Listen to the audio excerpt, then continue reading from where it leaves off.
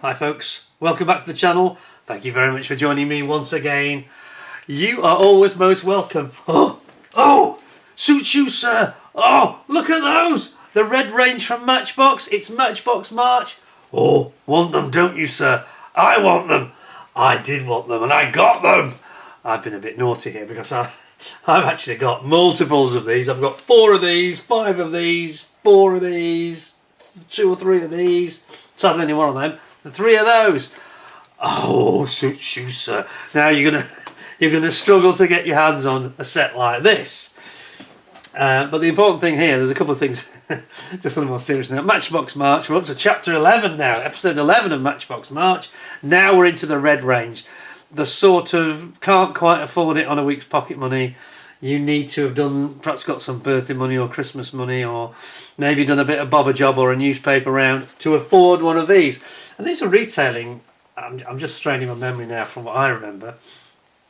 They were about the 85 to 95p mark when they first appeared in 75, 76. But if you look carefully at these, you'll notice that if some of you, I'm sure some of you have got them or have had them, but these have got their original artworks. Now, one thing that always slightly puzzled me was why they changed the art. Now, this is talked about it previously. No, that's not a good one to look at actually, because that's a later iteration. Pretty sure that I haven't got the original of the Tomcat. I've got 3 that are from 1980. But they've all got this. The point is that they've all got this white area. The later iterations from around 1979 onwards, they started to remove the full artwork, and I can show you examples. I've got all these in later iterations where they just remove the top and it goes white, and it looks ridiculous. You can see it over there. I mean, especially on the Marauder down here, which we'll get into in a minute. You suddenly take half the artwork away for no reason, you know. I mean, at least that one, it's still got some attacking and explosions and violence going on.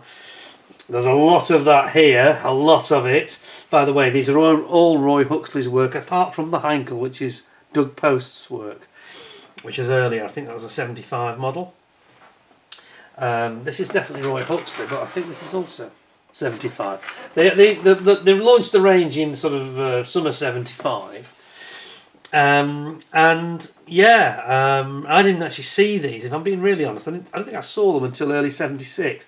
So I say summer, it may have been sort of September, October onwards they sort of started to trickle out. And it depends where you were buying them from. If you're buying them from the post office, they probably didn't get the first tranche, you know. You go to model shops probably.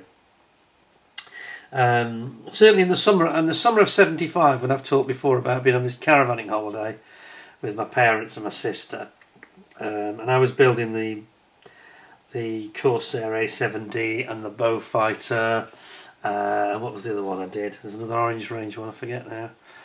Was it the Jag? No, I think I'd already done the Jag. It was Beaufighter, A7D, there was another third one, it'll come back to me in a second. It wasn't the Mosquito, I saw that later. Anyway, the point is that these were not in the local shops when I was buying those. Beaufighter I bought in the local, when we were on holiday in the local village, Silecroft in the Lake District near Millom, southwest Cumbria. And they certainly didn't have any of this red range at all at that time. They just had the purple range and the orange range. The Buccaneer, that was the one I was thinking of. The Buccaneer is the one I did. So they came out late 75, early 76. They appeared on the market, but they had these beautiful artworks. And I think that, you know, you had Doug Post doing a lot of the early artwork for Matchbox, and then Roy Huxley kind of took over. I could be wrong, but I think that Doug Post was one of these artists. Actually, a much underrated artist, if I'm honest. I think he's brilliant. He's right up there with Roy Huxley and Roy Cross. But I think he was a little bit slower. I think he took his time more. He was more like a traditional artist. Whereas Roy Huxley's, I think one of his strengths wasn't just the incredible images and the colours, but I think he was quite quick. I think he produced these in under a week, you know, one of these. Easy. Quite remarkable to me, especially when you consider the way it's totally old school. There's none of this CAD stuff going on. This is just an artist painting a painting, you know, from scratch. And he got them so accurate and so lively and dynamic and, you know, grasping the young minds of people like you and me when you're 7 or 8 years old. Anyway, I'm going to go on about that. But so what the point I was going to make was this. We've got here quite a number of them where we've got the absolute original edition, because you can tell from the artwork you've got the full artwork, and I can show you the others that have just got the same thing. Bear with me a second. Not looking quite so special because they have basically got a bit watered down. Oops, bear with me a second. Later they got a little bit watered down. Example, Heinkel 111. Yeah, not quite the same, is it? When you compare those two there now, that's not the same, is it, really? Why were they doing that? Just fiddling around with beautiful art, you know. It's so atmospheric in the first one, and the second one it's just a bit of a muddle up, isn't it? I don't understand what they thought they were trying to achieve. And the Wellington's the same. Wellington, same problem, yeah? You see what I mean? Just come back slightly on that. You can see the one above it. Look at the one above it on the right. That's the full artwork. This is this whited out. You know, and in the case of the Marauder, you've got the Marauder in the background flying in the middle of a white sky, which makes no sense whatsoever. So there we go. Just having a bit of a moan, really. Sadly, all the Tomcats are like that I've got, and I'm sure that the very first Tomcat I had, it really did have the full art, and I just don't have that today. I am lucky in that I do have not one but two, but arguably that's even a better. That's even a better version, actually. I think that's a bit minter than this one. Which is the best one? Can we decide? I'm going to go with this one. I think this is more mint. Look at that. Lucky boy though, aren't I? To have those Mark 1 boxes. Yes, so, sorry I'm disappearing out of shot again. I'm just going to have to bear with me because such is the logistics of the issue, really. But there we go. So, what I might do is... £1.99, yeah, do a lot cheaper. That's dating it as well. What's the date on this? 77, so it's still got the original date on it, but that's so 75, so there you go. Now we know, 75, 77. So it gives you a little bit of an idea of when they were changing, if not why. Anyway, cheers. I hope you're all going to enjoy this evening. It's not going to be a quick one tonight, another long video coming up, number 11 here. I think we're going to, this is the penultimate video. I think we're going to end on number 12. Number 12, we're going to show you the big ones, the green range, you know. The green range and the brown range. And we're just going to have a general chat about Matchbox. But for me, as a youngster, going back to being 10 to 12 years old even, you know, in this era we just talked about, when these came out, they just seemed to get more exciting. It was like they turned Matchbox up to 11, like Spinal Tap, do you know what I mean? Cheers anyway, I need a quick swig. Oh, some nice rosé there.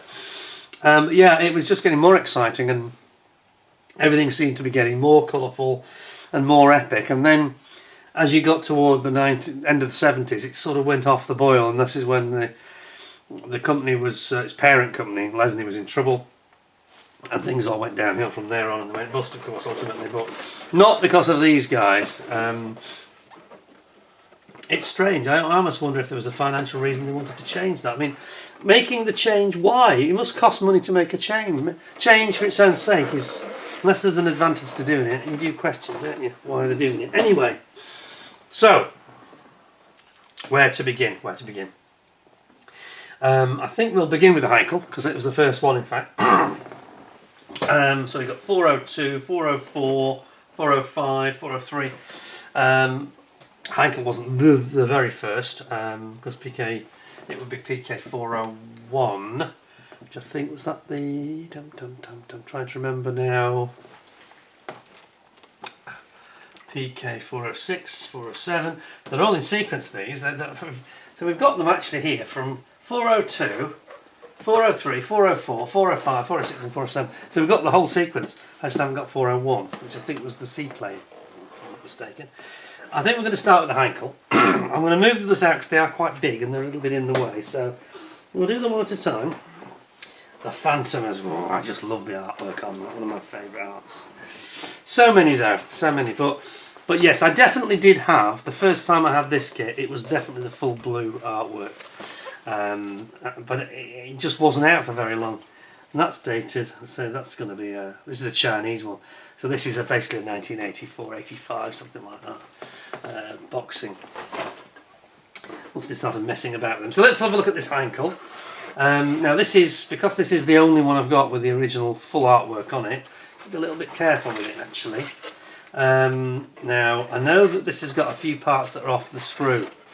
And I'm very tempted actually for that reason to maybe one day swap them around and put one of the better examples in this box. But I'm going to show you warts and all, because it is the original and best. So if I zoom you in on the back, you can see that we've got the Legion Condor. Now this is the from the Spanish Civil War. The Legion Condor with the gang that went over to Spain to assist Franco. And then they came to Lille, Battle of Britain time, 1940. Then we got the Edelweiss Geschwader, which went on the Eastern Front in the Soviet Union in 1943, and then a Romanian alternative. Not quite sure where they got this thing about Romania. I know they were using them, obviously, but yes, not sure about that. And I say this box is not in the greatest condition, but it is worthy because of its full-on art, you know. And it says on the front here, on the 5th of September 1940, this is right at the height of the Battle of Britain. It says, the Heinkel HE-111 aircraft of KG-53, the Legion Condor, forming part of a combined force of 68 Dorner 17s and Heinkel 111s, attacking the oil tanks at Thames Haven, inflicting considerable damage to the vital installation. Only 3 Heinkels failed to return, so it was one of their more successful raids. The weather doesn't look too special in fairness, so I suspect it was trickier for the RAF to actually spot them, and they obviously did have a successful raid, sadly for the Brits. But look at that, what a beautiful piece of art. And I say that's Doug Post, and really another fine artist and deserves to be celebrated. So, now I have got a number of parts that are off the sprue here, so I just warn you. We have got some very strange colours. We've got dog dirt brown.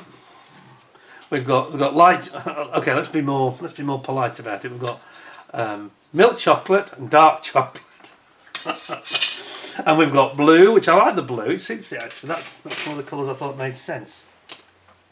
I should have really gone for a green and brown, and you know, just been a bit more logical about it. Now we're into the red range here. So here we have the huge, full size, the biggest version of the Matchbox stand. And it looks brilliant, and it actually works brilliantly, and it can take the weight, no problem at all, so you can have your aircraft in flight. We also have in here, we've got a couple of clear parts. I'll show you them off the sprue. So it's the left side of the glass house in the nose. Is it the left side? Yes. No, I'm wrong. It's the starboard side. I beg your pardon, that side. Starboard side. Looks very good. Here's the main glass work. So here you got there's the port side, and then you've got all the little gun turrets, including the one. This is the one rotating ball turret at the front. Well, it's like a swivelling turret, isn't it? Like a swivelling glass ball, really. And then you've got the mid upper turret, and then you've got the windows at the side. And I say this one is all off here. I might do a swap for this. It's just that it's a bit battered. It's hard to know what to do in a case like this. Whereas, you know, I've got other examples. I think I may have a shrink wrap one as well. I've got several good examples. I've got 4 in total of this. Definitely to be collected though, because the later artworks on these just don't do it for me at all. Not only did they change the front, they changed the side art as well. Maybe I should show you that actually. Maybe I should actually give you an idea of what I mean. If you would indulge me for a moment, again, I will show you what I'm talking about. You can see how they changed the end art there, which I don't really care for, and on the side as well. And they go for this slightly cartoonish, which I just don't like. I don't like it. I'm not sure that this was Roy Huxley's work or not, whether somebody else was doing it, but it just goes a bit weird. So you know what I mean? It's not great. Anyway, back to the Heinkel. So we've got some actually fairly decent decals. They're not terrible, in reasonable condition. A little bit discoloured on the covering paper. I think that would be useful. I think it would. Look okay. Right. Before I show you the rest of the plastic, let's get down to a true original example from 1975, 50 years old this year. And I think we should have a little look at this. Now then. Interestingly, they've done things a bit differently. It's a much bigger, much huger, you might say, instruction book than normal. So it folds out into this more of a landscape style, and it has the history on the other side, like so. And it says, I'll zoom you back for this, this might take a moment or two. The 3 series of aircraft were developed from early designs begun in 1933 from a machine suitable for use both as a commercial transport and as a bomber.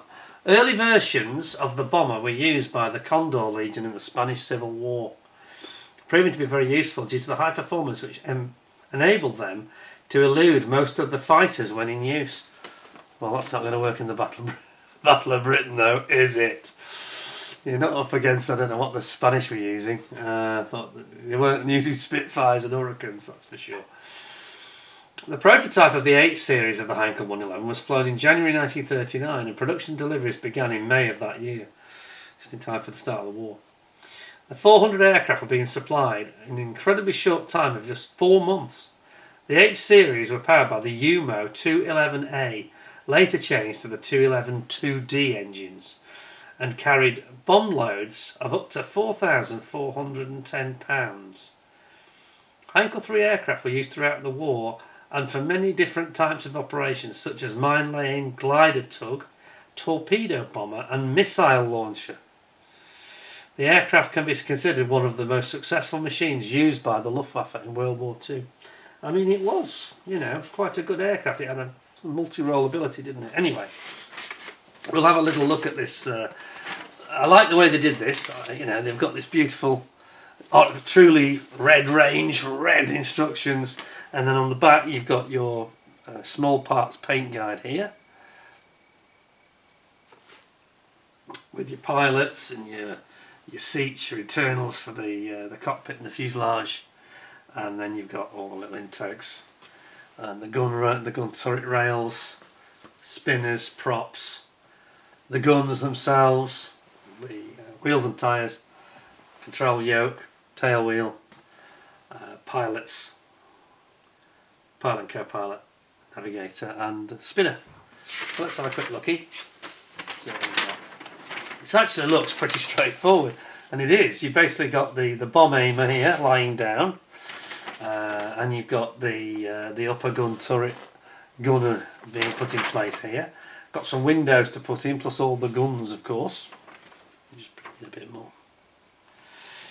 All the guns to go in there, and then you've got your glass house coming in down here, complete with your front gun turret, ball ring you might call it, and then you've got your rudder and your horizontal stabilisers. Then you're onto your UMO engines and your landing gear. It's all very straightforward, isn't it? Really, considering the size of the kit, it's pretty simple stuff, really. Again, made so youngsters could actually achieve it, you know. And then you've got your upper gun turret, rear facing, and you've got the lower gondola style turret underneath, plus your gear, and then just your bomb bay doors. Sorry, the gear doors. Sadly, the bomb bay doors, which I mentioned there, don't actually open, which is kind of a shame, I think. That would have been nice to have the bomb bay doors actually opening. But a very, very nice kit. Now, let's have a look at these parts. Now, here we go. We've got parts off the sprue, unfortunately, on this particular example. But let's have a little play. Why don't we just have a little? We'll have a little go at putting it together, building it. You know, building it. Good God Almighty, God forgive him. What am I saying? I'm just joking. I'm not actually going to build it with any glue or anything. Easy, easy, tiger. But here we go again. Here we go. Click. This is the thing about Matchbox. Let's go and click, and it's almost like a click fit. I'll show you this now. This is why they were so good and why they were so popular, because they had no flash to speak of, and it clips together almost instantly. Look at that. Yeah, you only need the minorest bit of glue, just a tiny lick of glue on the joints. It's all solid. Yeah, you've got no overlap problems. Look at that. You're in business straight away, you know. The mating surfaces were really, really good, and this is one of the things that made them a great success. Why do young people of that time rant and rave and pontificate about Matchbox? People like me. They were just easy to build. They were easy, they were fun. You'd build it in a day or a day and a half, 2 days over a weekend, and that's it. You buy another one. It didn't become a labour or a chore or a battle. They were made to be enjoyable to put together, and this is what they were. Look at that. I mean, that's just sitting together now. Right, then we got the rest of the brown sprue, which includes our propellers and our wheels and tyres. Not sure how well to come out against the dark green. There we go. You also got your bulkheads and your rudder. You've got your lying bomb aimer. Well, I say bomb aimer, yeah, he's the gunner, isn't he? The front gunner, actually. I think he used to double up as the bomb aimer as well. Here are your guns, MG34s. And there we have it, and it's actually got its stamps, made in England, PK403, and good solid plastic quality. Absolutely brilliant. Then we have our very pretty underwing sprue, and they've done this very cleverly, I think, because its underwing is light blue, like in the Luftwaffe pale blau. And it suits it down to the ground, this does. It's absolutely brilliant. It's a shame they couldn't have done separate ailerons, but there we go. And you've got your cowlings for your nacelles and your gear doors. But it's a very pretty, pleasant plastic. You know it's going to fit together like with ease. And then finally we've got our upper wings, which for some reason they've gone for brown instead of green. That was a bit daft, but anyway, another strange choice. But there you've got your spinners for your props, your exhausts. You've got some of your crew here in the middle there. You've got your radiator intakes. You've got your ring, mounting ring for your turret gun, and you've got the top of the horizontal stabilisers.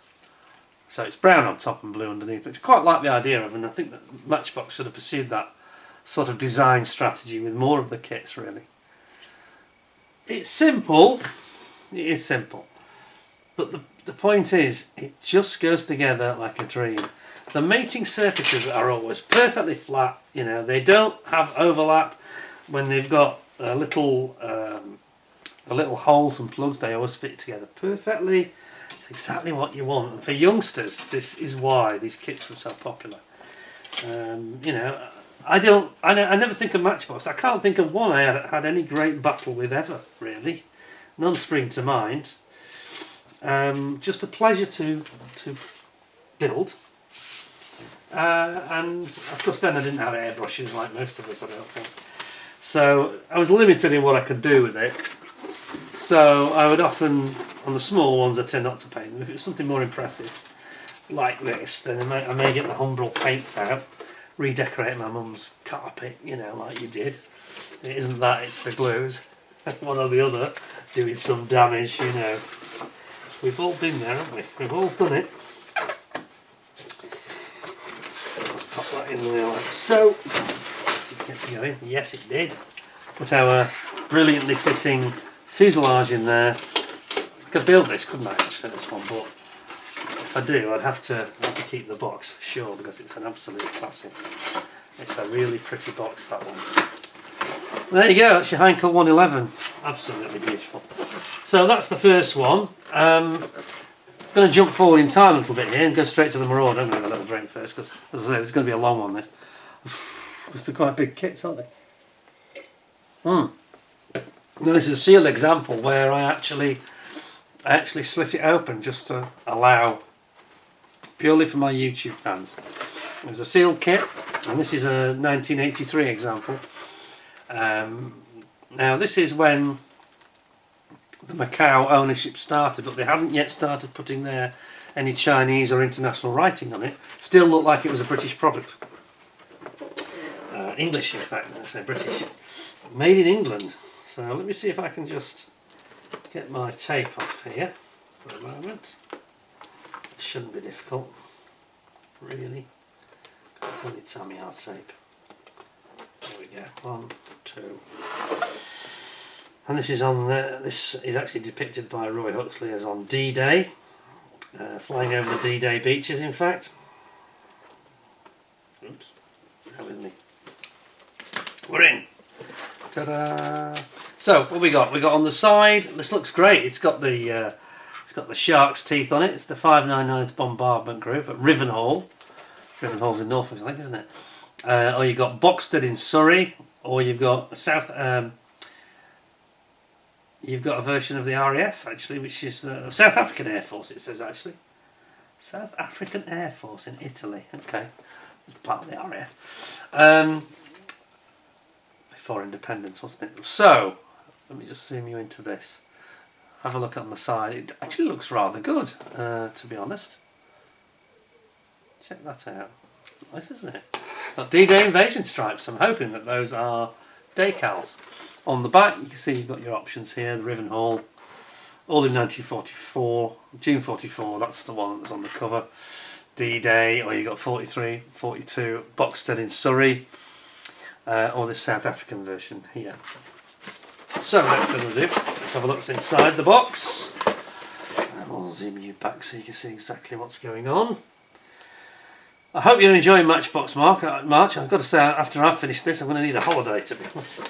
I literally might take a break from YouTube for a few weeks, in fairness. It's long overdue. There we go. Oh, there is a piece, just a piece of sprue. So, got a grey sprue, that's good. Black sprue, yeah. And a green sprue, so that is pretty much what they promised us, that's good. And we have got, sadly, not in red, which shows there's a bit of cost cutting going on there. It's in black and white, bit of a shame. Marauder PK407, yeah, it's got 50 cal Colt Browning machine guns and a maximum speed of 282 miles an hour on the Marauder. Not that fast really, is it? It's not as fast as like a Beaufighter or something. And here we have got a shark's mouth. Look at this. Shark's mouth. Angry shark. The decals look pretty decent. Oh, they're a little bit stuck to the... Oh, they're a bit stuck on. I think we won't tempt fate and try and rip that off. But yes, they're very... they've got the invasion stripes all on there. It's annoying about them being stuck to the backing paper because they look in reasonable condition to me. Very nice decals. And it says here, in terms of the spec for the aircraft, I've got another one of these big folding out red range instructions. They realised that they needed to have a bigger instruction lead. And it says that, in a second, they've gone tiny with the print again. It's alright when you're 8, not so good when you're a bit more than that. The Marauder was developed in response to a specification for a medium bomber issued in January 1939. Parallel to the B-25 Mitchell, the B-26 was the subject of a production order for 201 aircraft placed in August 1939. The original specifications called for a high top speed but set no limit on landing speeds, and the design used was a tricycle undercarriage with a wingspan of only 65 feet. This resulted in a then very long takeoff run, because it's not got such long wings and hasn't got the lift, and a landing speed of 103 miles per hour. The Marauder entered service in February 1941. Machines were in action immediately after the attack on Pearl Harbor. Early versions were also being supplied to the RAF as Marauder Mark I. The B-26 proved to be difficult to handle for new pilots, who often had not flown twin-engined aircraft before.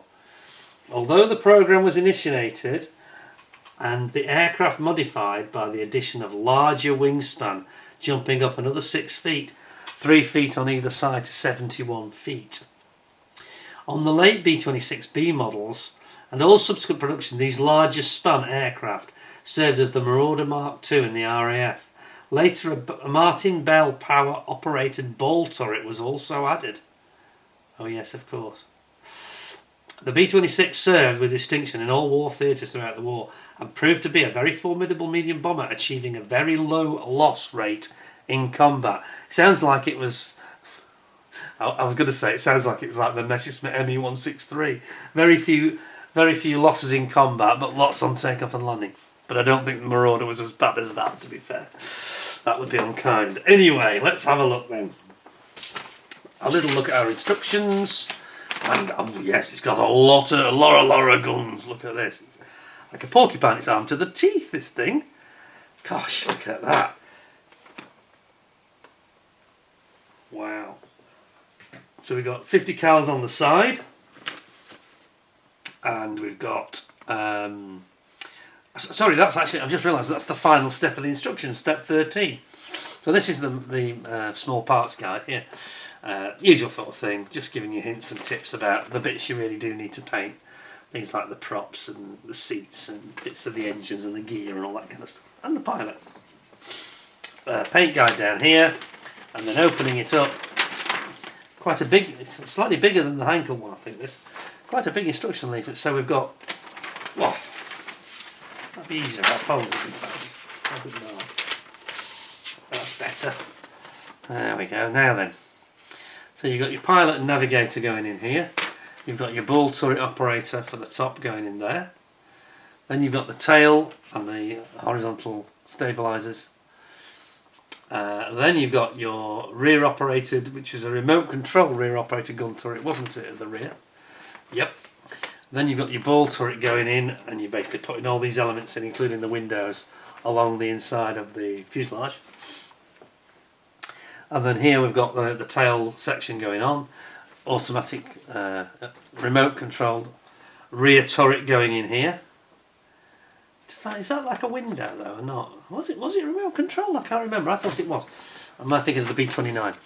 And then you've got the main canopy coming down the glass house here, and the front guns going on in the turret there, in the nose. Then you've got your engines, front of the engines with your props and the cowling going on, intakes, undercarriage, main gear for both sides, and ultimately bringing your wings together, putting your engines onto the nacelles and bringing it all together as a single aircraft, putting your gear in and the gear doors, and then as we mentioned, you put all your guns on the outside at the end. So there we have it. That is your Marauder. Let's have a look at the plastic then. Those decals away. And so we have got, first of all, the clear parts, and there's actually quite a lot of them, in fairness. We're getting into an almost modern style. It's like looking at the ICM. I don't think they've had anybody with the bamboo stick polishing these though, because they're not quite as good as ICM standard, I have to say. But they're nice, aren't they? Remember, it's only at 72nd scale, this one. But they've done a nice job of it. I like the turret. Glasshouse looks good. Lots of windows. You've got the rear turret here. Yeah, that's a really nice clear sprue set there. Very, very nice indeed. So that's that one. Then we have got, to bring you back for this, then we've got our green main sprue for the fuselage and the wings. Again, they haven't gone with a separate aileron, unfortunately, but a little bit scratchy on this one. It's just a bit of friction. Be careful how we put it back, I think. And it has like a dihedral tail on the Marauder. Can you see that? The dihedral tail here. A little bit of inclination at the tips. But it's very nice. I'm sure it'll go together absolutely perfectly. I'm just going to look at what it says here in terms of the internal Lesney products. It was actually designed in 1977. So it must have come out, there must have been an earlier iteration of this box than the one I've got, for sure. So that's that bit. Then we have got our black sprue, and it's got all of your amazing guns, 50 cal guns down the side. You've got all of the cockpit here, internal cockpit, Quite a lot of detail this time, quite unusual. Wheels and tyres here, and you've got the props, you've got the front firing guns, you've got the main turret guns for the ball turret here. Yeah. And what else we got? We've got some of the crew members over here. Yeah.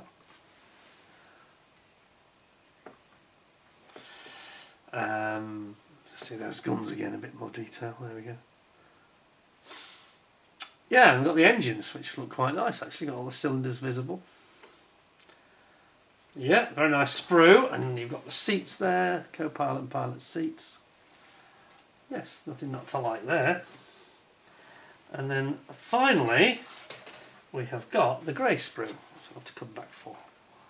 It's quite a big one actually.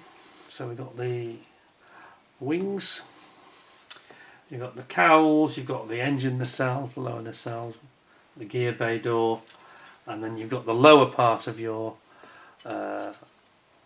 tail section, horizontal stabilisers, but they have this, again they've got this dihedral effect, which it has on the Marauder, and all recessed paddle lines. It's really nice. I mean, you know it's going to get together nicely, as they always do, you know. What a nice model, what a nice model.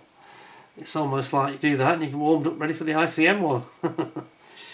I think Phil Florey's building that at the moment, isn't he? So that's, yeah, they're a nice kit there. I don't think he's having any trouble with it, so that's all going fairly well. So we'll pop that away and get it in there, into the box, no problem. Did it have a stand? There's no stand, was there? Was there? No stand. Oh yeah, that's odd. Well, that's this later iteration where they dropped the stand, because the reason they dropped it was because it said Lesney products that didn't exist anymore when they went bust in 1982.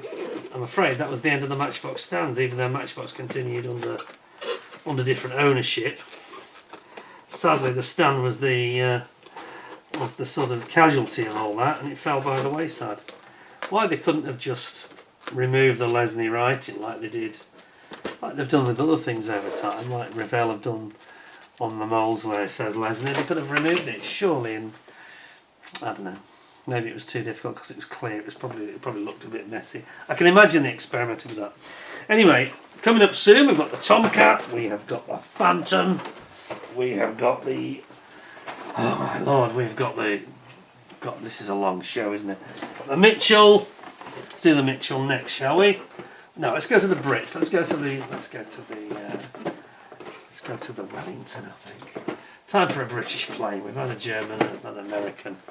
Now this is a famous incident where the pilot of this aircraft over Duisburg, they were hit by flak. This is a true incident that happened. Sadly, the gentleman who was the rear gunner was killed instantly and blown out of the aircraft, which was very sad, and his body was actually found in Germany. But they managed to get this aircraft, this crippled aircraft, back to the UK, and he got an award for it. Sergeant L.F. Williamson was awarded a CGM for courage and flying skill, bringing the battered aircraft back home, April 1943. Isn't that incredible, that? And if you go and look at my review of this kit, you can see there's a full story about it, and I showed some footage as well. A Tale of Two Wellingtons it's in. I compare this to the Airfix later kit. On the side, yeah, that is PK401, the seaplane. I was right about that. And then, on the rear, this is a nice box by the way. On the rear we've got three options. We've got the Wellington 428, the Ghost Squadron, the one that's on the cover. Managed to make it back. Then we've got the Coastal Command with the guns removed and a radome system at the front. Submarine hunting, based at Gibraltar. Very nice. And then we've got the Polish Squadron bombers at RAF Helmswell in Lincolnshire, 1943. And of course this is a 1975 original boxing with the original full-on artwork. And there's really nothing not to like in that. Absolutely stellar. One of the great box arts. I mean, Roy Huxley must have done 10 I could name that were just knockout, you know. Alright, bear with me 1 second. I'm going to be a little bit careful with this.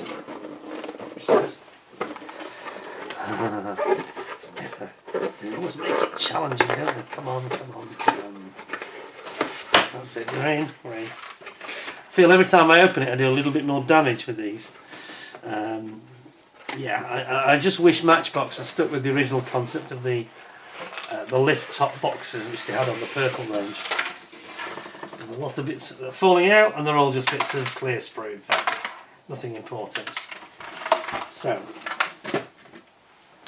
put that there. So we know what we're looking at. Right, so we've got a brown sprue. I think this is going to be true to form.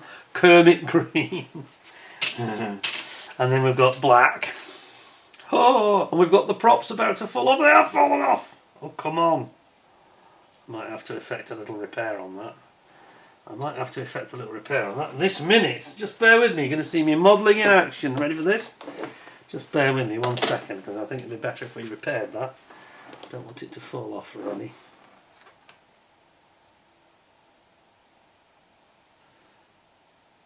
There we go. Hopefully that will just... The beauty of these Matchbox kits is that sprue gate contact point is just not in a critical position at all. It just isn't. So consequently you can kind of bodge it, it doesn't really matter. He says.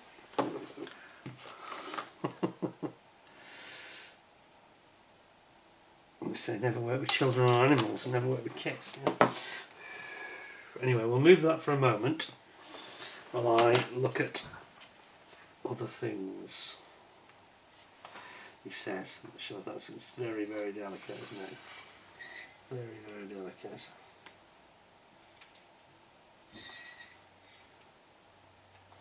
Right, this one's got a stand, most of it. There does seem to be a bit missing there. Where's the ball? The ball of the stand doesn't seem to be there. Is it stuck somewhere? No. No, it's not in there. We might have a missing part here. I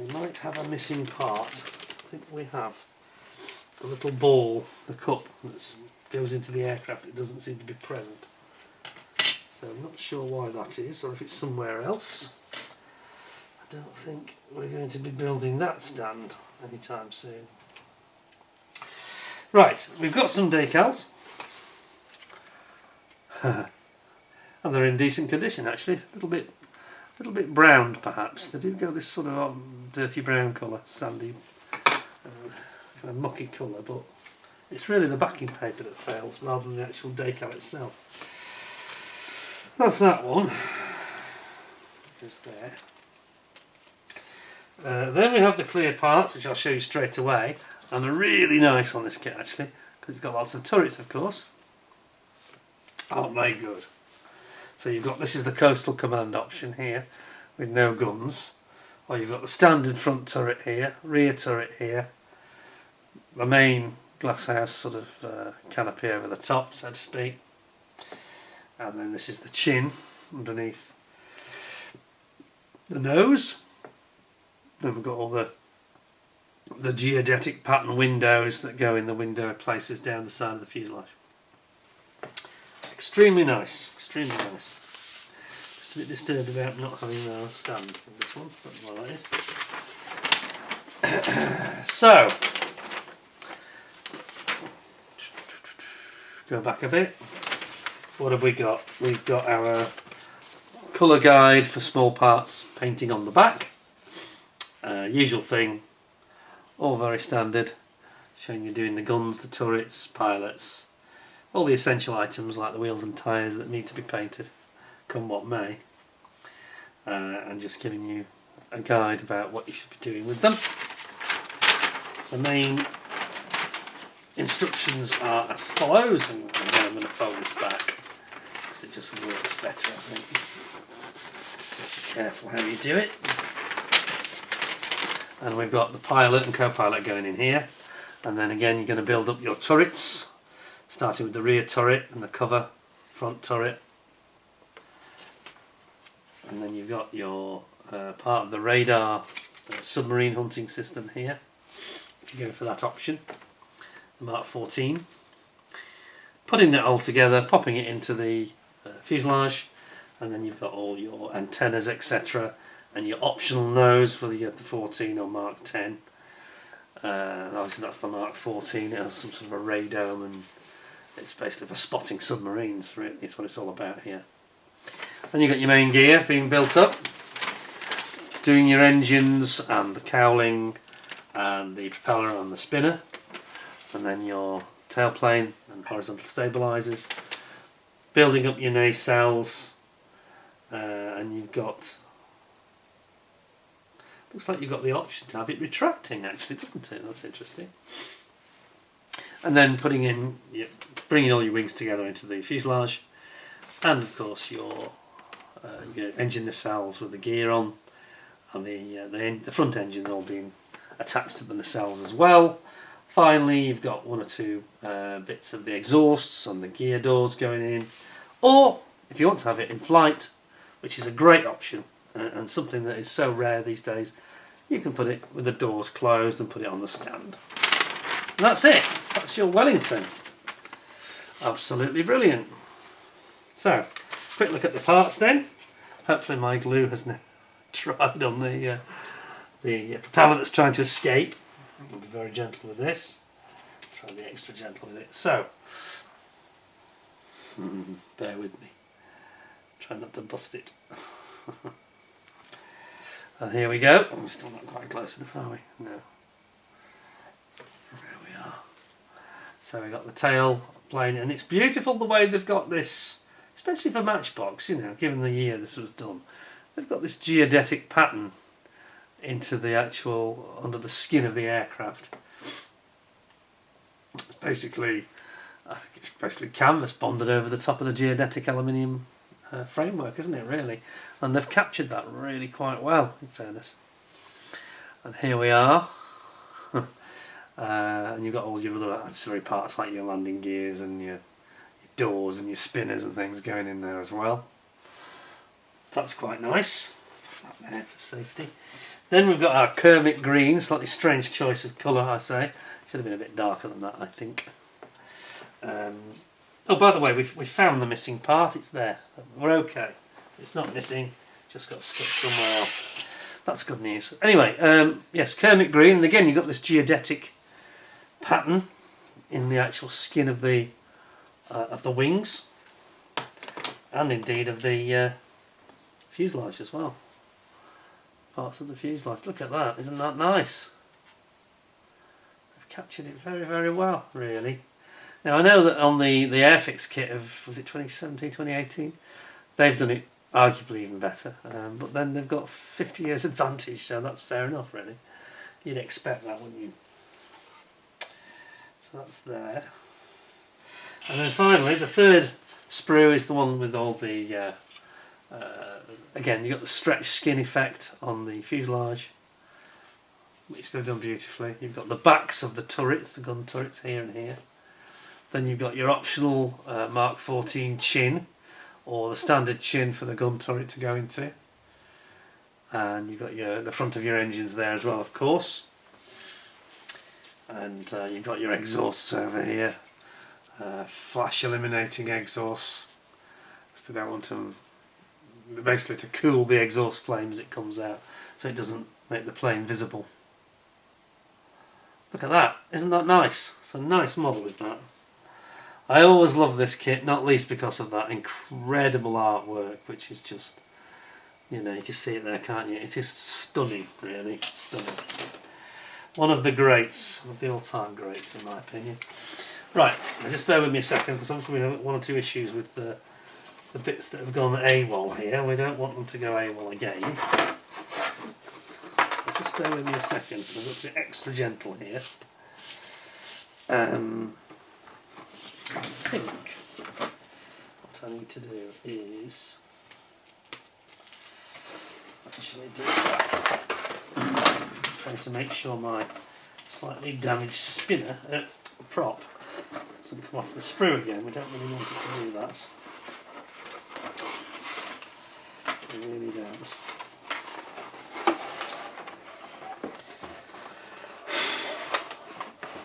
That was done.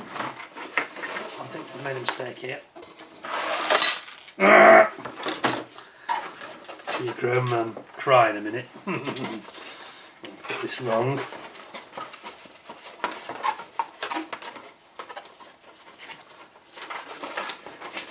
Okay, now put that there and then flip it over. There we go. That's the way to do it. As Punch and Judy would say. That's the way to do it. Got it, got it, got it, got it, got it. All the little odd bits can just go anywhere, doesn't matter really. And then we have our decals going inside there. It's like putting a jigsaw together, isn't it?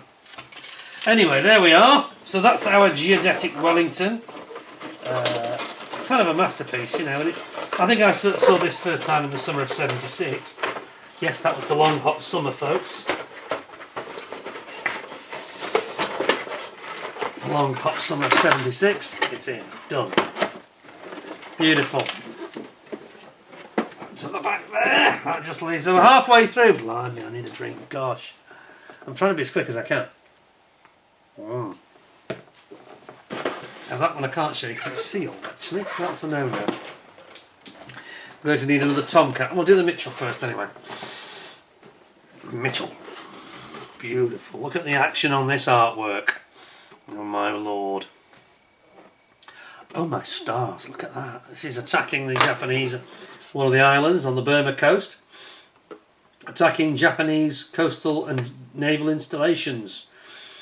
In Burma in October 1944. Whoa, absolutely epic. It's really kicking off, isn't it? Looks like we've got the green and brown, dreaded green and brown again. On the side, an advert for the Phantom and the seaplane Heinkel. And then on the back, yes, we've got our commando group, India and Burma, 1944, or we've got the French version, how about that? Lorraine Squadron, Free French RAF. Doesn't say when. I'm thinking that's probably 44 as well. And then the Brussels, Meelsbrook, Belgium, November. So this is just before the Battle of the Bulge. Just after the Arnhem campaign. Just before the winter came in and we had the Battle of the Bulge. And I'm pretty sure that Brussels, Meelsbrook, I think they were attacked on in the Bodenplatte campaign on New Year's Day on the 1st of January 45. Pretty sure that's what's happened. I think probably some of these Mitchells got blown up actually. They were caught on the ground and they were the ones that were the sitting targets really. So let's have a little look. See what we've got in the Mitchell. Now I do like this aircraft because it's kind of bristling with guns. Who doesn't like a plane that's got a lot of guns on it? Oh, it's in a bag. Oh, now then. Somebody has bagged this. That's interesting. That's very forward thinking of somebody. Thank you very much. Whoever did that. So, the Mitchell. And what is the bag? It's not sealed, is it? I think? No, it's just got a bit of tape on it. Okay, well we'll come to that in a second then. I like the fact it's in a bag, it's a good idea. Whoops. Okay. Zoom you in. Lovely, as you can tell it's another 1975 original. It's in the proper red colour as it should be. And it says here top speed. I'll need other glasses on again, aren't I? It says top speed is 286 miles per hour, which for a bomber of that can carry it doesn't actually say what the bomb load is, unfortunately, because it says somewhere else. It's got a range of 1,500 miles though. Very nice. It's a very nice instruction book, this one. I like this one. Small parts guide, usual thing on the back, very similar to what we saw with the Marauder. And then we've got a bit of history here, and it says, which I'll zoom you backwards. I'll have a quick sip, excuse me. It says, in March 1939, North American submitted a design for the B-25 based on an earlier attack bomber specification. This featured a wider fuselage to accommodate a 5-man crew and was powered by two Wright Cyclone R2600-9 engines. After much modification, the B-25, with its distinctive wing shape, was developed because it's kind of like almost like a seagull wing, isn't it? It was developed for combat service for this aircraft, which was one of the most widely used US bombers in World War II, began just before Pearl Harbor, and the B-25 was used for the now famous attack on Tokyo, the Doolittle raid, by carrier-borne aircraft from the USS Hornet, in which a total of 16 took part. The B-25 depicted carried a 75mm gun, that's a Sherman cannon, in the nose, together with 8 fixed and 4 movable machine guns. It's got 8 50 cals and 4 of them forward firing. It's got 8 forward firing 50 cal machine guns. Wow! I mean, this packs a hell of a punch, doesn't it? 8 50 cals. That's like twice the armament of a Mustang, and a 75mm Sherman gun in the nose as well. Holy moly. So it's got the same number of guns as a Thunderbolt, plus on top of that it's got a Sherman cannon as well. Crazy. Because this is the B-25HJ, isn't it? It's the H, isn't it? That has the big guns in it. It has 4 movable machine guns. This armour making the machine the most heavily armoured aircraft in World War II. Yes, yeah, I'm going to say the Mosquito, because it's got the guns in the side and the rear and the top. It's very heavily armoured, yeah. It's like a Mosquito with a load of turrets bolted on the back as well. A TEASE Mosquito is what I'm thinking of.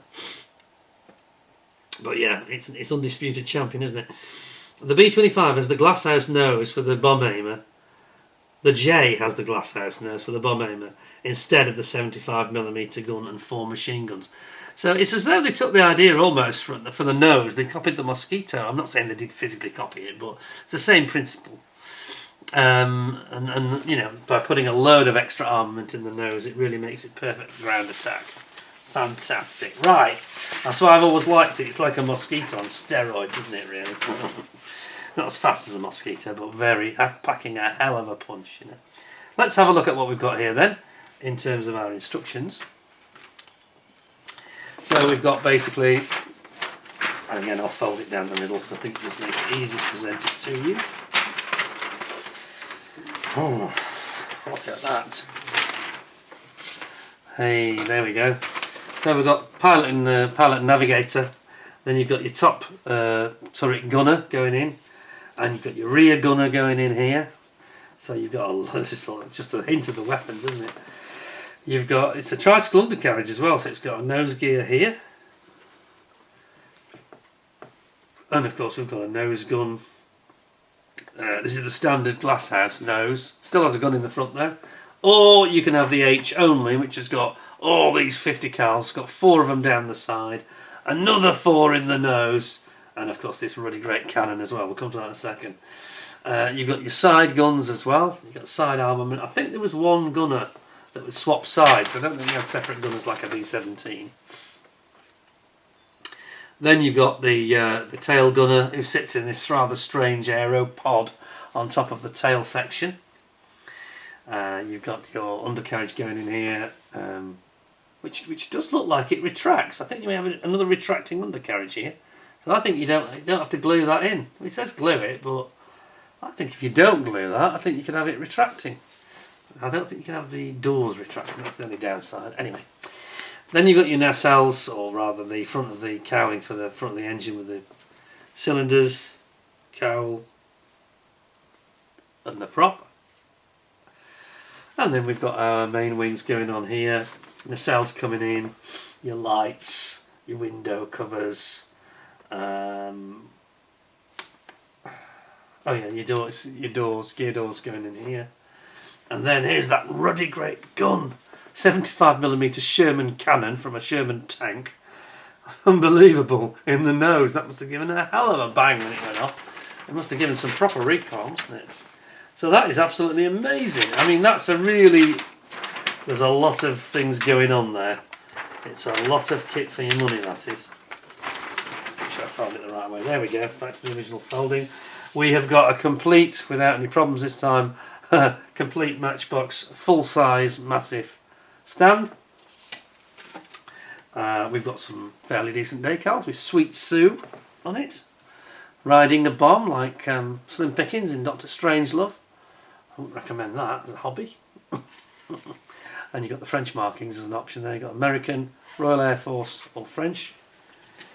And then we get into the parts. So we've got, again, we've got some really nice clear parts here.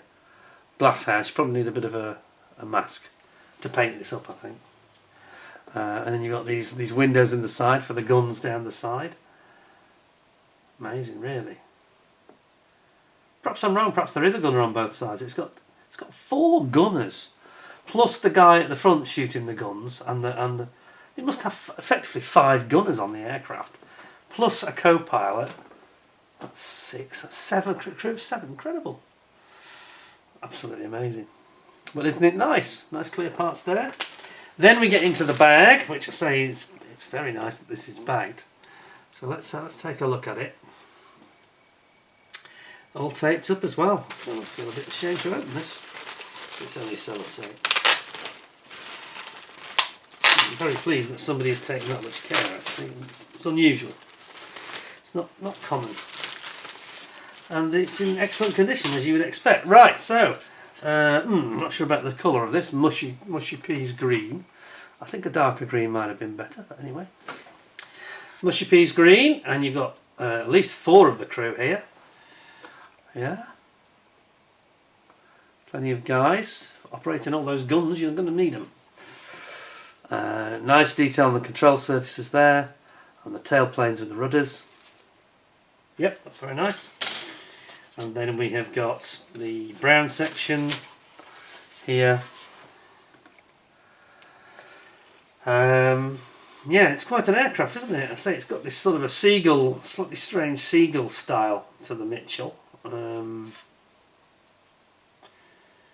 Yeah, it's a curious sort of angle, isn't it? Almost like a gull wing, you could say.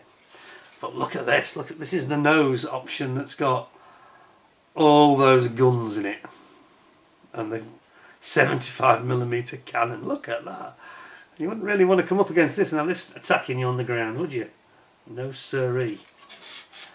Look at that. Yeah, nice panel lining. Great detail on that tailplane where the rear, that's the pod there for the rear gunner.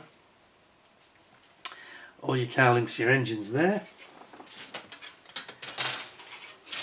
It's in excellent condition, isn't it? Because it's been in that bag. It's not rubbing against. They're not rubbing against each other.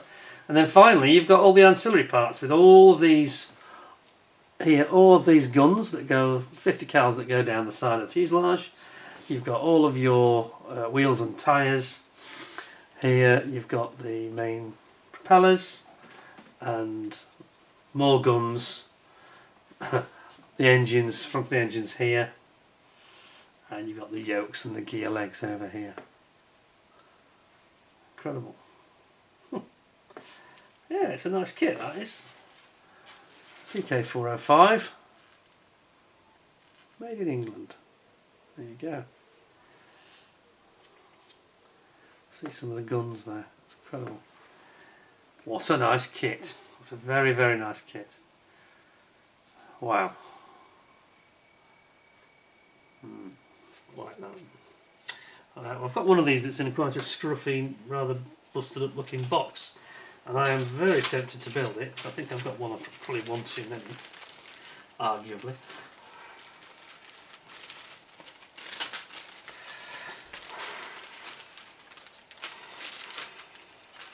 Just stick on there, thank you very much. To go into that bag and not be difficult. Thank you.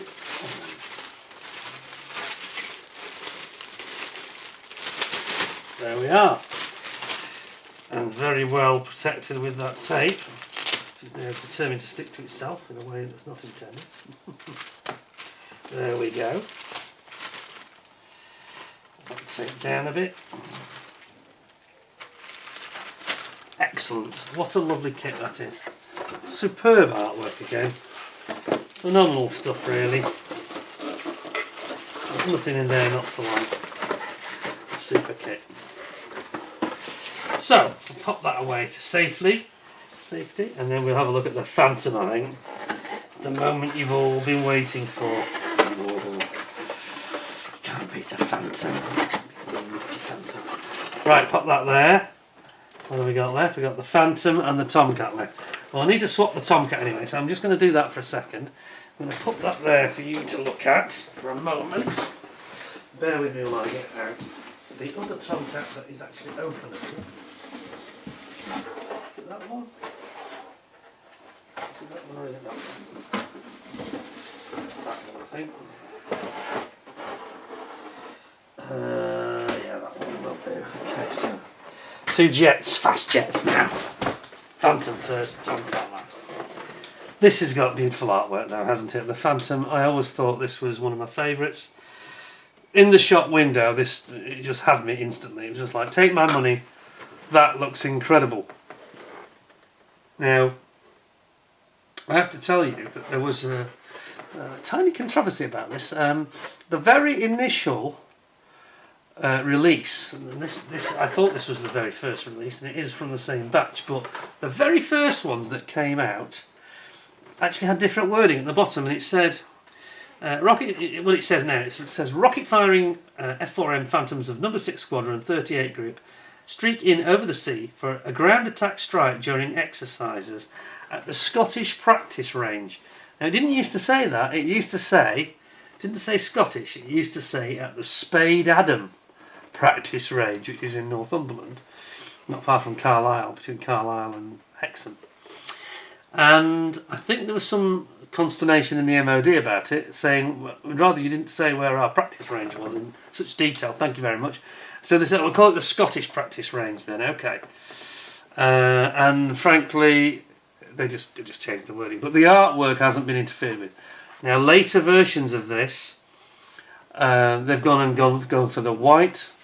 They've whited this out, and then the later versions, they've got rid of the rocket firing, which is really, really dumb, isn't it? Keeps on happening, doesn't it? This annoying habit. I'm just wondering if I've got an example to show you of that, actually. Just bear with me 1 second, and I will see. It's in a different box. Just 1 moment. It will be worth the wait, I promise you.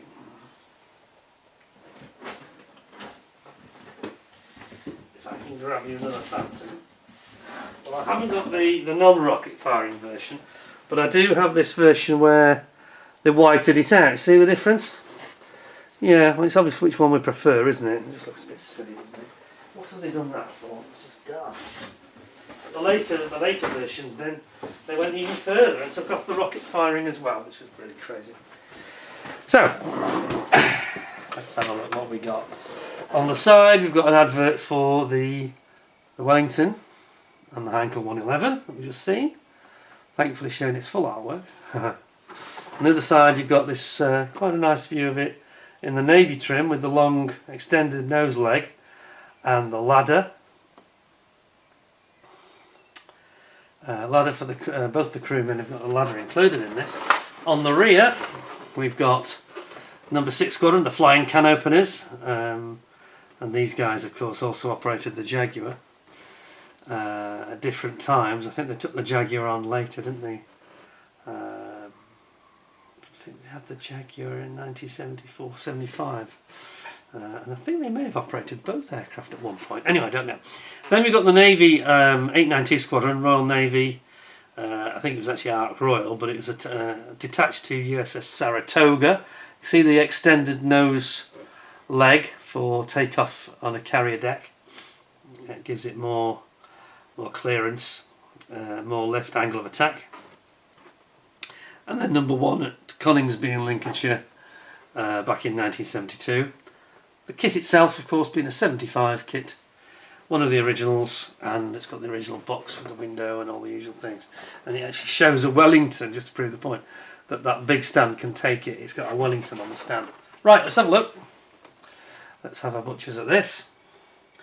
And then we will round off with the Tomcat for you. This is one of my favourites. Again, that artwork just sells it to you. I've got a finished version of this, but I've kind of ruined it in a way because I did some experimentation with some very high gloss finishes. It's not a bad kit that I did. It's quite nicely camoed and everything. But I then used it as a test mule later for some car work, on which I basically put a super high gloss finish, which makes it look a little bit silly, to be honest. It doesn't quite look right now, so I'm not going to show you that today. Anyway, we have got another example where the stand has broken a bit off. The same thing's happened again where the balls come off. It seems to be very prone to that. Not a problem. We've got our clear parts. Don't think they're the best on this kit, actually. I don't think this is one of its strengths.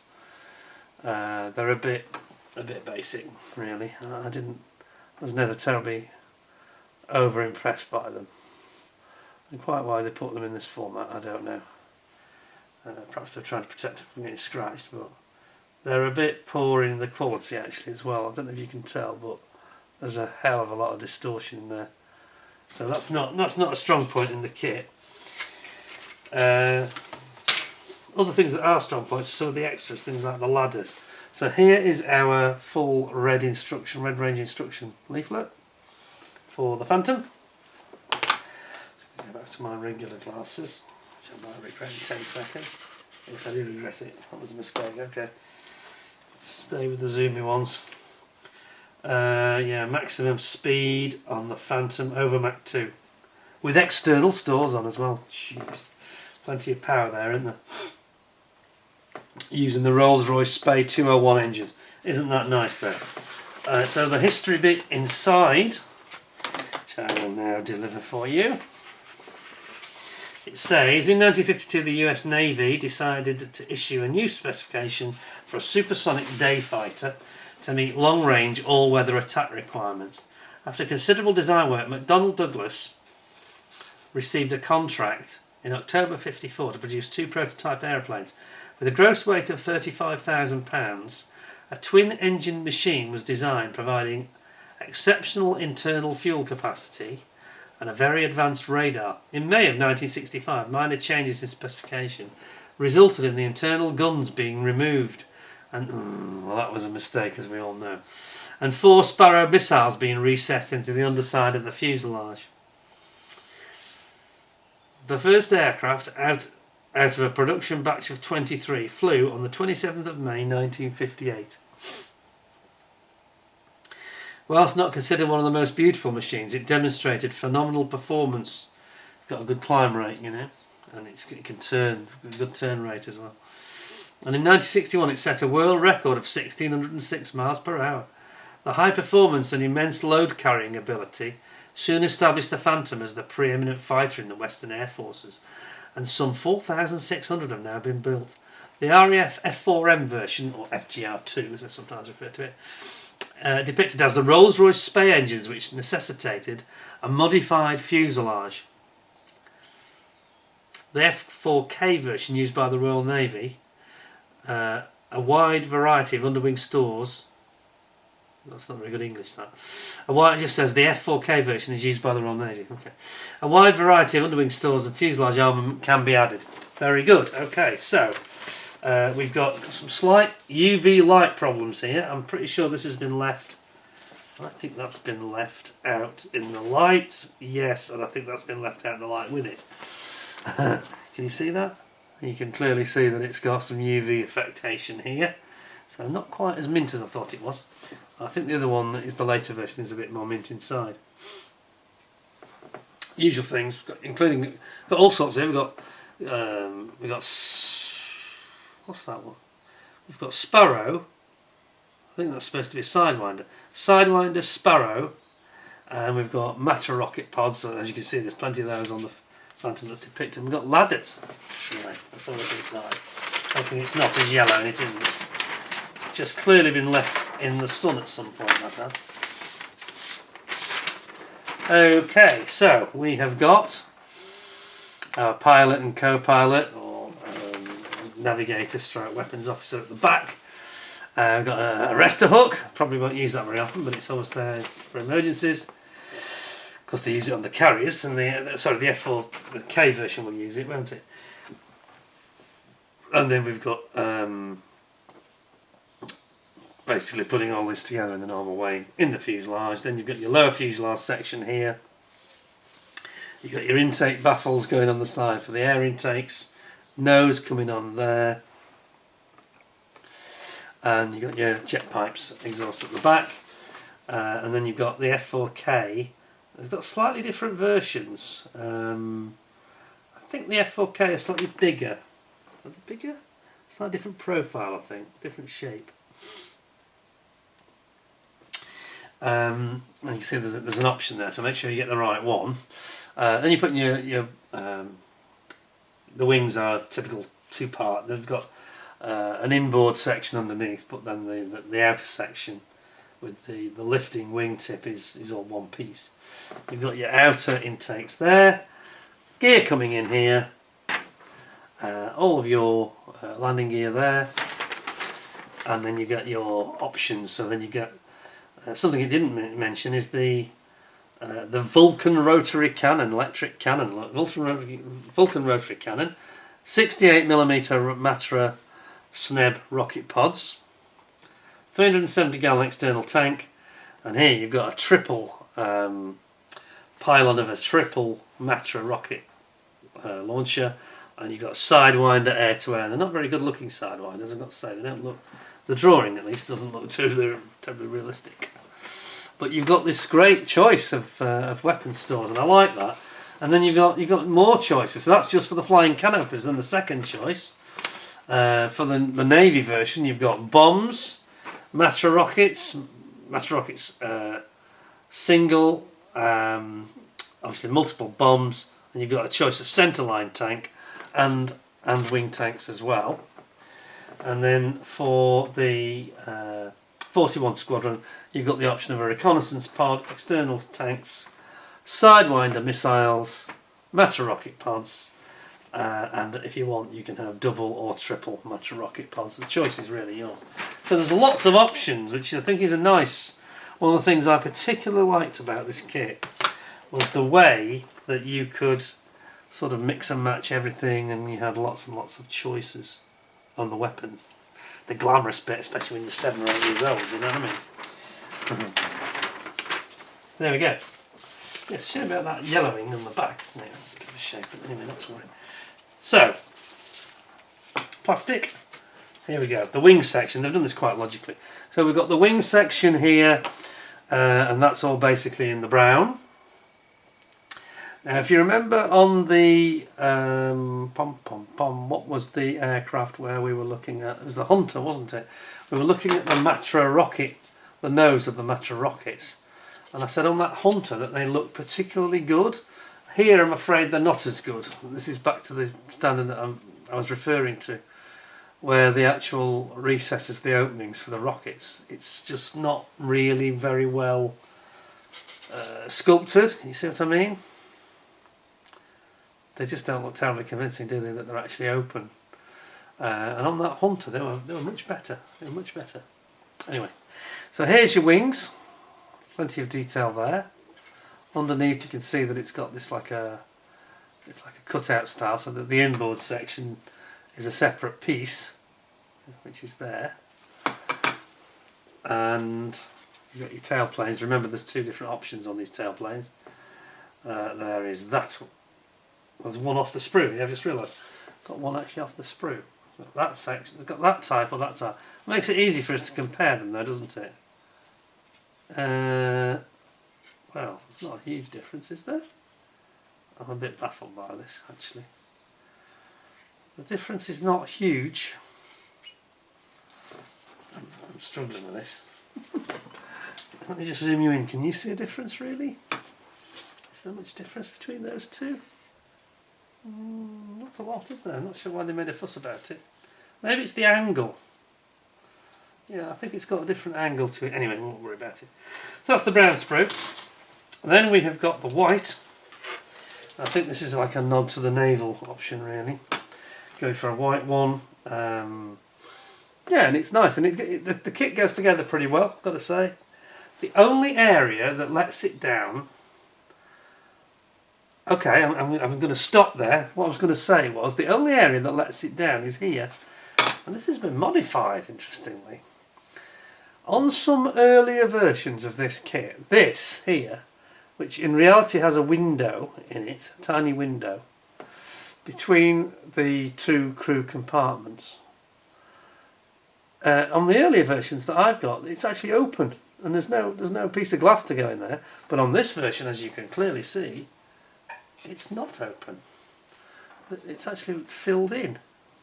So it's another bit of Matchbox variability. That's very interesting. Perhaps I'll have to show you that sometime in the future. The kit that I've got finished has definitely got an open recess there. Fresh air coming in. Not ideal at Mach 2, to be honest. How interesting. That is very, very strange. It's almost as though this is like a later version, but it can't be. It's 75. Doesn't add up somehow. It's almost like a later, updated version of the sprue, like they realised there was a problem, and then they corrected it, and yet it's in a 1975 boxing, which is kind of weird. Think about it. Anyway, there we go. So there's your reconnaissance pod, the big one, and then you've got a centerline tank if you wish to go that route. And if you want something a bit more sexy and interesting, then we go for the real full fat weapon set. Look at this. So you've got an absolute plethora of bombs. This is what was missing on the Buccaneer that I moan about all the time. Here you go, cluster bombs. You've got your two ladders, access ladders for the crew, which are really nice. Then you've got a whole stack of Matra rocket pods. I think there's 12 in total. 1, 2, 3, 1, 2, 3, that's 6. Yeah, there's 12 in total. No, I mean silly, they're in halves, so it's 6, isn't there? There's actually 6 in total, 2 halves. And here's your sidewinders, which in fairness do look better than those. Look more realistic than the artist's illustration in the instructions do. They look a little bit more. The front fins and the nose look stupid. They are a little bit better, in fact. And you've got this multiple pylon which can take 3 of those Matra rocket pods. Over here is your Vulcan cannon, electric cannon. It's a mighty lethal weapon as well. Just wondering where the muzzle is. Oh, that's the muzzle there, actually. This here, that's the muzzle for the Vulcan gun here. It's in 2 halves. Not ideal, but... And then you've got your main cockpit tub there. You've got your jet pipes here at the end. And then you've got your nose in black, which looks quite cool. The right colour, isn't it? Well, it's a really nice kit, actually. I'll tell you what, though, I'm quite impressed by this change that I've noticed. The window between the crew, front and rear crew compartments. Because I say it's really weird that on the version I've got, it's got this. It's just got this open window, which is crazy. And that has completely been filled in on the sprue. The mould must have been changed. So maybe I've got a very early version or something. Perhaps it's rare, I don't know. Wishful thinking, perhaps. Okay, one more to go, and then I'm going for my tea. Because I am getting exhausted.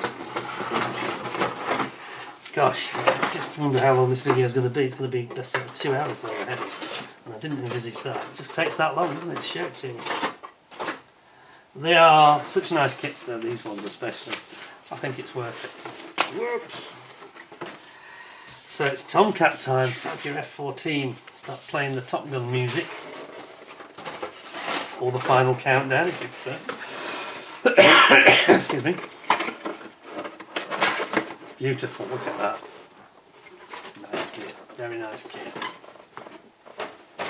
Last one. This one isn't quite so perfect. A little bit of discoloration on the box, but won't worry about that. So ignore that because I've got 3 versions of it. One's completely sealed, I couldn't show you obviously. But I just don't like this white at the top. And it says that these guys are on a exercise from USS America and from San Francisco.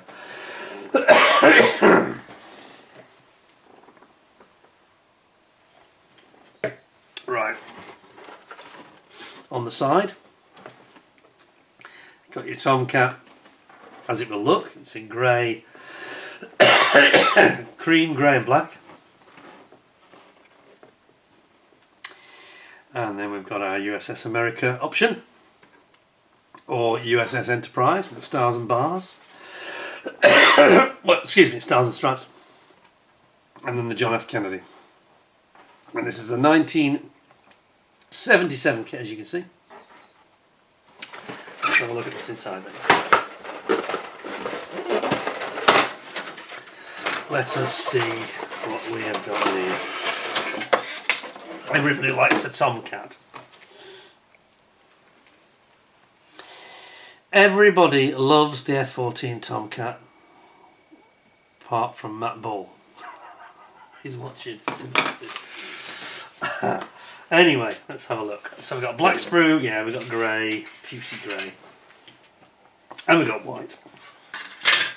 So, yeah, this has got one of these black and white ones that I don't really care for. It's also got some, got decals that are not in good condition at all. That's a bit grim. They've seen better days, I'm afraid. I'm not sure whether they'll be usable. Not looking too special, are they really? No, don't think that. Trouble is, what you find with these is that they, when you actually try and use them, they actually go brown on the surface. So that you'll have to get aftermarket ones, but don't worry about that. You can always get a more modern version of the kit, perhaps. Here's the clear parts, which is, I think, is a little bit better than it is in the Phantom. Phantom was quite a weak point in that Phantom, wasn't it? But the clear parts on the Tomcat look a lot better, I think. Yeah. Not too bad at all. So, the instructions then. Here we go. Would have been a lot more effective if that had been red, like the original version was. I'll have to keep my eyes out, see if I can find a really nice, slightly more original version of it. We've got some right up here, and it says, after considerable development work on the F-116, sorry, the F-111B, sorry, swing wing plane, Grumman, who had design responsibility, suggested to the US Navy that a much better aircraft would be made if the same engines and a similar swing wing were used, but on a completely new design. Well, they got that right. I'm not a fan of the F-111. Never was. The undercarriage and everything about it's wrong. That stupid ejecting cockpit thing, what a load of nonsense.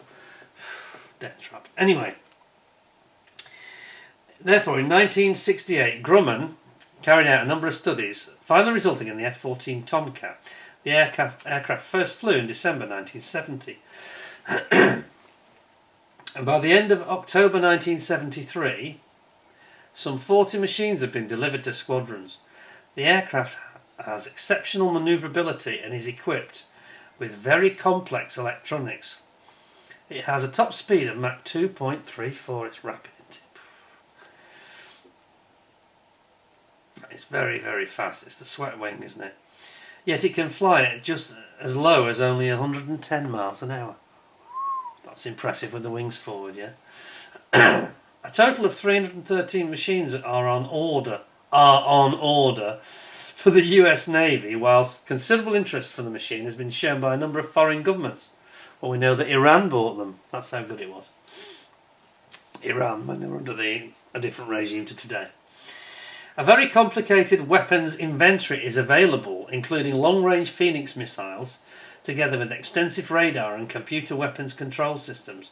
The wing sweep ranges from 20 degrees to 68 degrees, with an oversweep position for carrier stowage. That's when it goes right, they can go right back over the tailplanes. Amazing aircraft, and it's proved itself again and again. Been to war in the Gulf and the Balkans, both the Gulf conflicts, Iraq conflict, you name it, and shooting down aircraft over the Gulf of Sidra, and you name it. So many times it's been used. Brilliant plane. Absolutely fantastic design. So, here, if you look closely, we have got our small parts guide. It finishes off, the instructions kind of finish off here, a bit like we did with the Marauder, same thing, section 13, where all the weapons go on at the end. And then you've got the small parts guide with all the usual things being painted up, rest hooks and things, and engine intakes, etc, etc, seats, pilots. And then when we actually, it was a bit faint, this is a bit of a strange one, they've gone for a very faint print this time.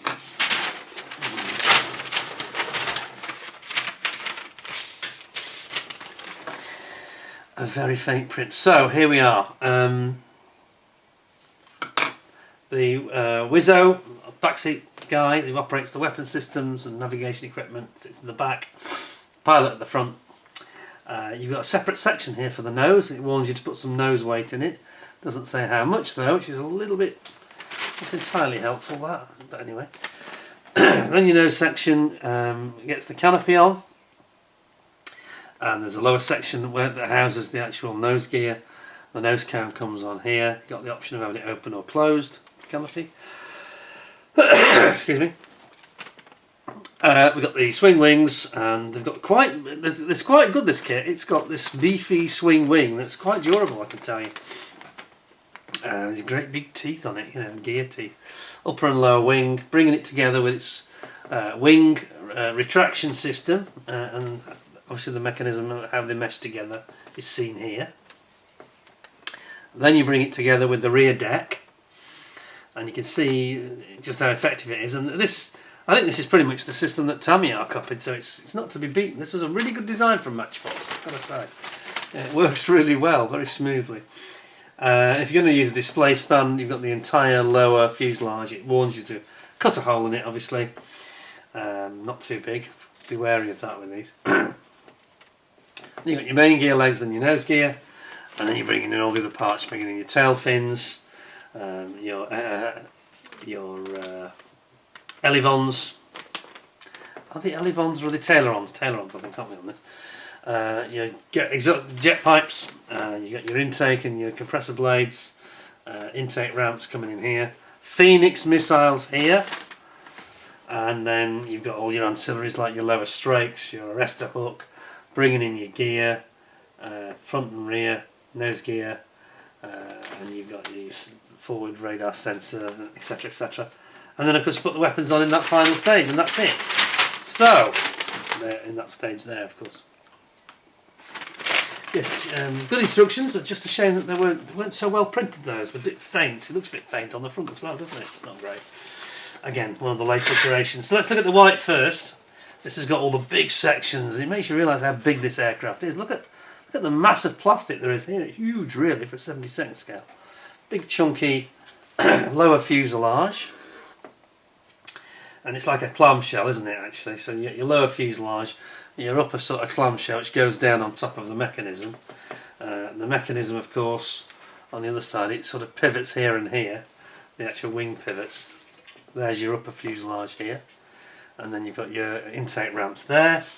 The grey parts with this, I think, very impressive and very hard-wearing, heavy-duty mechanism that operates the wings. And there are the wings.